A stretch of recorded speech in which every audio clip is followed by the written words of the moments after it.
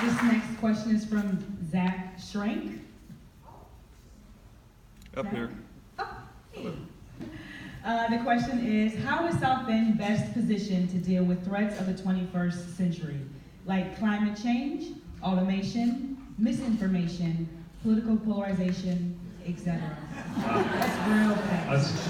It's pretty deep. Obviously, I think about that a lot.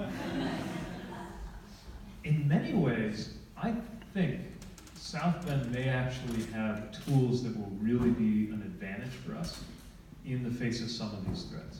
Some of them were unusually vulnerable, and automation is an example.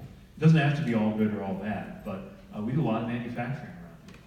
And automation will continue to displace and replace a lot of jobs, and so we've got to make sure that we're creating pathways for, and we literally have a program called Pathways, which is designed to help people get equipped with the skills they need as the market changes. So there are measures we can take, but I think we're vulnerable there. Because we're a river city, we're vulnerable on climate change.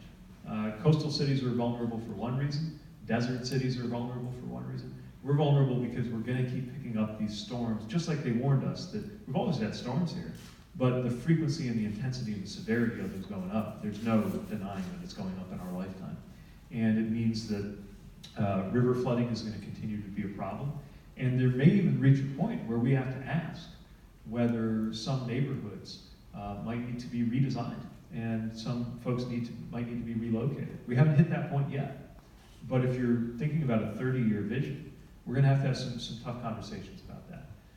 So that being said, here's where I think when it comes to things like misinformation and polarization and partisanship and division, why I think we're better positioned than some other places.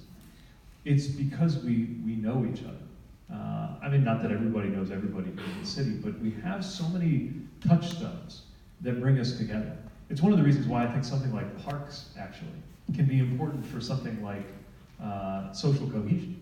Because we have parks and arts and recreation programs. The Best Week Ever, which is about to begin, is an example of that. What's the website, The Best Week Ever? bestweekever2019.com. All right, check it out. It's literally starting next week. It's going to be the best week ever, as every year is.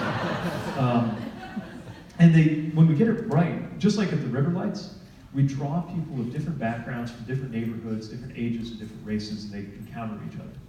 And we have things like the Civic Theater, where we are right now, and other things you can participate in the community that help people get to know each other, who have different politics and different stories and different lifestyles. And I think that helps us cut across. It basically makes us harder targets for misinformation or disinformation coming in from the outside. Because a lot of that stuff is designed to pit us against each other in order to have us be more divided, especially when you're talking about foreign attacks on American unity that can undermine our democracy. But I think we can continue to develop the kind of institutions and the social life here in the city that makes us, it's kind of like being vaccinated for an illness. We become more robust if we have those kinds of relationships, so that when something does come through that divides us, we know to talk to each other about it instead of yell at each other about it. And I think that the more we can build that, I think being a city our size is actually perfect for that. Because we're big enough to face these challenges, but we're small enough to do it in a way to just be tougher if you're trying to manage a city where most people will only interact through online media or television media. And I think that could serve us really well. So we have to be intentional about it. I just